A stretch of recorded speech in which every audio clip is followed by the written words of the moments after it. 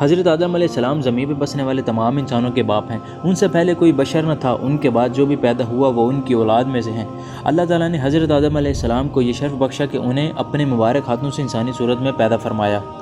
انہیں دنیا کے تمام کونے کونے سے جمع کی گئی خاک سے پیدا کیا گیا، پھر ان میں روح پھینکی۔ جب ان میں روح ان کے سر کی طرف سے داخل کی گئی تو ان کو چھینک آئی، تو انہوں نے الحمدللہ کہا، چونکہ حضرت آدم علیہ السلام کو تمام زمین سے جمع کی گئی مٹی سے پیدا کیا گیا تھا، جو کہیں سفید، کالی اور کہیں سرخ رنگ کی تھی۔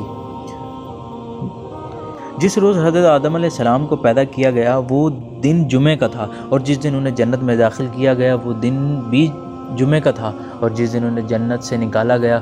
وہ دن بھی جمعے کا تھا، اور جس دن وہ وفات پائے وہ دن بھی جمعے کا تھا۔ اور جس دن قیامت جب اللہ تعالیٰ نے حضرت آدم علیہ السلام کو بنانے کا ارادہ کیا تو کوئی بھی فرشتہ زمین سے مٹی نہ لا سکا۔ تب حضرت اسرائیل علیہ السلام نے فرمایا کہ یا اللہ یہ کام مجھ سے ہی ہونا ہے، تو بس اللہ کے حکم سے حضرت اسرائیل علیہ السلام زمین کو آئے اور 3 اقسام کی مٹی کو جمع کیا، سرخ، سفید اور سیاہ، اور پھر اس مٹی کو مکہ اور طائف کے درمیان میں رکھا گیا، پھر مسلسل برائے رحمت برستی رہی۔ پھر اللہ نے اس مٹی کو عرش پر بلایا اور حضرت آدم علیہ السلام پھر اسے 40 سال تک جنت میں رکھا گیا۔ ہر فرشتہ اس مجسمے کو دیکھتا اور کہتا، یہ مٹی کا بنا ہوا پتلا کیسے چلے گا، کیسے بات کرے گا، کیسے زندہ ہوگا؟ 40 سال تک اللہ تعالیٰ نے اس نشانی کو قائم رکھا، اور پھر ایک دن جنت کے تمام فرشتوں کو حکم دیا کہ میں آج آدم علیہ السلام میں روح ڈالوں گا۔ جب ایسا ہو تو تم سب آدم علیہ السلام کو سجدہ کر دینا۔ سب فرشتے حیرت سے پتلے کو دیکھ ہی رہے تھے کہ اللہ تعالیٰ نے اس مٹی کے مجسمے میں روح ڈالی، تو حضرت آدم علیہ السلام نے چھینک ماری اور تمام فرشتے سجدے میں گر کر اللہ کی تعریف کرنے لگے، سوائے ابلیس کے، وہ تکبر اور حسد کر بیٹھا۔ اور اللہ تعالیٰ نے حضرت آدم علیہ السلام سے اماں حوا کو پیدا کیا۔ ان کی جنت میں کی گئی غلطی کے سبب ان کو جنت سے نکال دیا گیا اور زمین پر بھیج دیا، اور یہ حکم نافذ کیا کہ اب جنت میں وہ ہی آئے گا جو یہ ثابت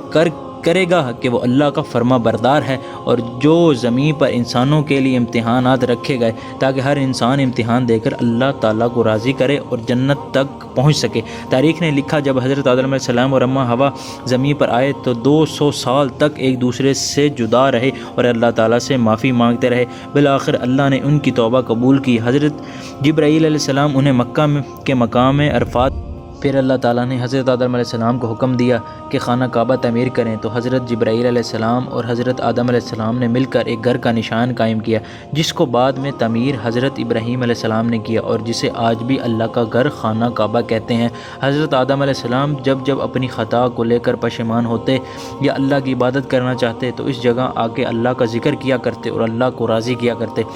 حضرت آدم علیہ السلام نے 960 سال کی زندگی پائی، کیونکہ جب حضرت آدم علیہ السلام جنت میں تھے تو اللہ تعالیٰ نے ان کی تمام اولاد جن کو نبوت ملنی تھی، ان کی شخصیت اور ان کی عمر حضرت آدم علیہ السلام کے نزدیک واضح کر دی۔ آپ نے جب حضرت داؤد علیہ السلام کی عمر کو 60 سال تک دیکھا تو اللہ سے کہنے لگے کہ اے اللہ، میری عمر کے 40 سال میرے پوتے حضرت داؤد علیہ السلام کو دے دے، تو آپ کی دعا قبول ہو گئی۔ اللہ نے حضرت آدم علیہ السلام کو 2 فرزند عطا کیے، حابیل اور قابیل، لیکن شیاطین کے وسوسے، حسد اور نفرت نے جب قابیل کے ہاتھوں سے حابیل کا قتل کروا اور بار بار اللہ کی بارگاہ میں دعا مانگنے لگے، تو ایک دن اللہ نے جبریل امین کو حضرت آدم علیہ السلام کے پاس بھیجا اور کہا، اے آدم، تجھے اللہ ایسا بیٹا دینے والا ہے جس کے نسب سے اولیاء زمین پر پہنچیں گے، اور اس کا نام شیش رکھنا۔ شیش کا مطلب اللہ کا عطا کیا گیا تحفہ، اور یوں اللہ نے نبی آدم کی اولاد کو زمین۔ حضرت آدم علیہ السلام کا آخری وقت آیا تو اپنے بیٹوں سے کہنے لگے کہ میرا جنت کا پھل کھانے کو جی چاہتا ہے۔ آپ کے بیٹے زمین پر جنت کے پھل ڈھونڈتے رہے کہ اچانک ان کو فرشتے ملے اور کہا، اے بنی آدم، کہاں جا رہے ہو؟ انہوں نے کہا کہ ہم اپنے بابا کے لیے جنت کے پھل ڈھونڈ رہے ہیں۔ ان فرشتوں نے کہا کہ جاؤ، آپ کے بابا چند دنوں کے مہمان ہیں۔ ان کے فرزند دوڑتے ہوئے اپنے بابا کے پاس آئے تو آپ